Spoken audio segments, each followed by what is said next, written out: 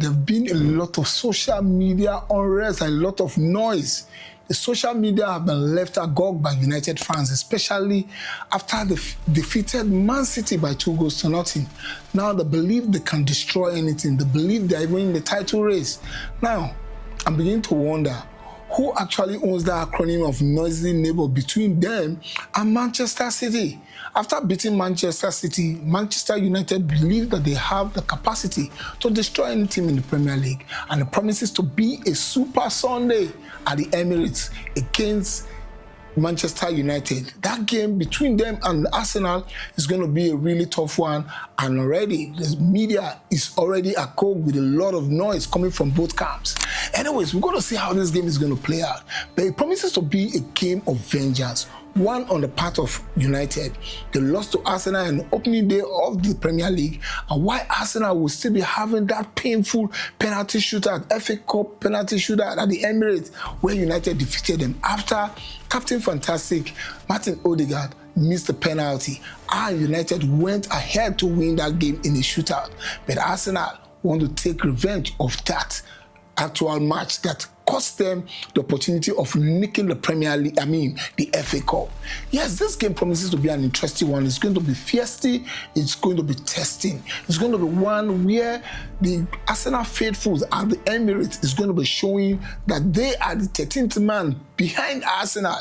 Let us see how it's going to be, because we are going to see how this is going to play out. When I say the 13th man, I mean the coaches are on the sideline and the players makes it 12. Then the fans are going to be rousing while Tita is jumping and trying to tell the boys what to do on the sideline. Well, let us go back into current form. Arsenal have played between the Champions League and the Premier League. They've played 4 away games, making 3 victories with 1 draw. And Arsenal, in recent time against United, have played 5 games against United, winning 3 with 1 draw and a loss. And that loss happened in the FA Cup when they lost to Manchester United at the Emirates. Now, this game is going to be a different ball game because United is appearing resurgent and having a new coach, the 10th coach in the running. That's the 10th coach in the running. So, with a new tactical norms, it's going to be a game of tactical norms between the two gaffers. But Michael Carrick is coming with a 4-2-3-1 formation for United, and it happens to be a formation that thrives on fluidity of play and aggression, and where one of the fullbacks is always bumping forward, and when they're attacking, they look to take the shape of 3-5-2. But Arsenal plays the 4-3-3 formation, the situation where they play a combination of fluidity and defensive balance. So it's all about creativity and defensive balance for Arsenal. And I believe that this game is going to thrive in the midfield and the people that are able to get the upper edge in set piece. And Arsenal already are set piece kings, but where I'm scared of United is when it comes to fouls in front of the box. Bruno Fernandes wants to do everything possible to take his chance. But let us see how this is going to play out. We're going to be going to the tactical board to see how both coaches are going to be deploying their players. We're going to be looking at team selection. Then we're going to be looking at prediction also. In case you're joining us for the first time, don't forget that this is the Arsenal Fans Beat brought to you by Arsenal Fans Globally. Please make it do. Go to the comment section and let us have your comments count. We're going to be going to the tactical board and let us see how the shape is going to look like. I'm going to be starting with Manchester United. They play the 4-2-3-1 formation. That is what Michael Carrick deployed while he was coaching Middlesbrough until he was sacked. But the only difference here is that the personnel he had in Middlesbrough probably didn't have the capacity to thrive on his formation. But at United, he has got formidable players that are able to thrive in that formation. Let us see how it's going to be. But there's a defect that I noticed in United playing against Manchester City. They didn't have that staying power. They fizzle out easily. The staying power to finish your bet. They played against a badly shaped Man City side, but you're not going to take it away from them. They were formidable on the day. So in goal for United is going to be Sergio Lemens is going to be in goal. Mazuari is back from AFCON because AFCON is concluded. He's going to be playing at the right back position.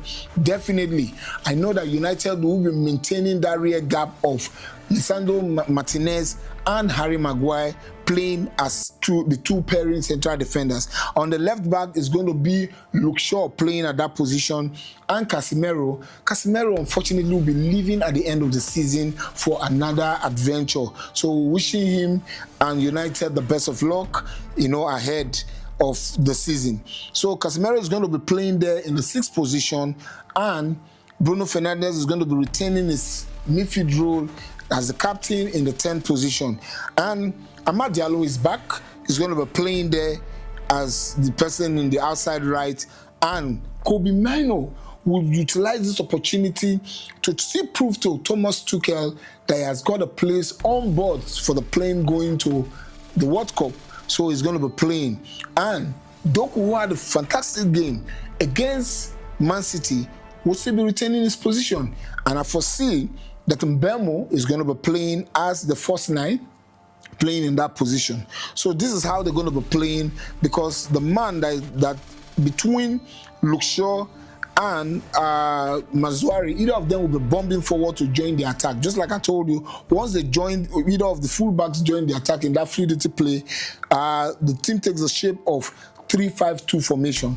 But for Arsenal, it's going to be a different ball game, because Mikel Arteta thrives on the 4-3-3 formation, where he keeps his defensive shape, fluidity, and attack. So it's going to be El Raya in goal, David Raya will be in goal. In the right back position is going to be Jurien Timber. Of course, definitely, the 2 center pairing is going to be William Saliba and the indomitable Gabriel Magalhaes. On the left back position, Miles Lewis-Kelly, this is not the game that I want him to start. Piero Hincapié is still in the treatment room, while Calafiori is still nursing a return back into the team, and this is not the kind of game you want to put him into, because he has not really played in recent time. So definitely it's going to be the monstrous beast that I call Christian Mosquera. He had a very good game against Inter Milan, playing against world-class players. He was unfazed, he was undeterred, he was unbalanced. He just played his game. He kept his calm, and he played like he had been playing all season. So he's going to be retaining that position. In the 6th position is going to be the ever sublime, calm, calculated Zubimendi will be playing in that position. Captain Fantastic, Martin Odegaard, didn't have the opportunity of playing at San Siro. In San Siro when they played at the Giuseppe Meazza Stadium. So he didn't have the opportunity of playing. So he will be returning as the captain of the side. And in the 8th position, Declan Rice, the most expensive kind of Rice, will be playing there. And in the outside left, this is a place where I'm kind of... The 2 players, either of them that is going to start, will actually do the job. Because you need somebody to keep the marauding fullbacks of United to stay back.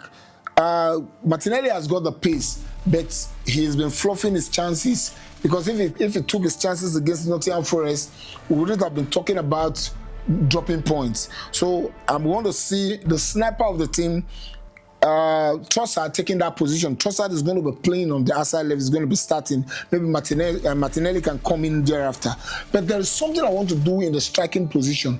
Victor Gyökeres can play very well. If he keeps his head cool, he can get goals in this game. But the man that I want to take this attack is no other person than Gabriel Jesus, because he's in form. He scored a brace against Inter Milan, and defenders actually don't like attackers that take them out of position, attackers that don't stay in one place, that keep moving in pockets. And that is the kind of role that Gabriel Jesus plays. So it's going to be difficult for either Lisandro Martinez and Harry Maguire to really mark Gabriel Jesus out of the game. So Gabriel Jesus is going to be doing that yeoman's job of taking them out of position, and other players can do the havoc. So, and on the outside right, of course, is going to be our star boy, Bukayo Saka, playing that position. Now I'm coming to the position where I'm expecting the goals to come. The game is going to be won and lost in the midfield, and I believe that Arsenal midfield has what it takes to really handle the trail of Casemiro, Kobe Mino, and Bruno Fernandes. But the only thing is that I don't want Arsenal to commit any error in front of goal because of the set piece prowess of Bruno Fernandes. But Arsenal can take this game to the wire and defeat the United side by 3-1. Because Arsenal, after playing that underwhelming game against United on the opening day of the Premier League, no, they wouldn't want that to happen again, because that's the first time I saw Arsenal couldn't have a breather in the game. And so United will try to do that, but there's going to be a red card in this game, and that red card is going to cost United because of their aggression. They play on aggression, and what's his name? Martinez, the butcher, is there, and Dalot was lucky not to have been sent out against Man City. So if he does that again, one of them is going to be going out, because that's the only thing they want to do to unsettle Arsenal by being hard on Arsenal. But Arsenal have come, to life in those kind of games now. You play them hard, they also know how to take care of you. So I see this game going 3-1 in favor of Arsenal. Arsenal is going to be beating United by 3-1 to shut them up and let us actually know that they are truly the noisy neighbors. Now, go to the comment section. If you have a contrary view, contrary opinion, or you support my view or my prediction or my team selection, just go to the comment section and make a comment scan. Until I come your way again, don't forget that you just have to stay. Come on, you Gunners!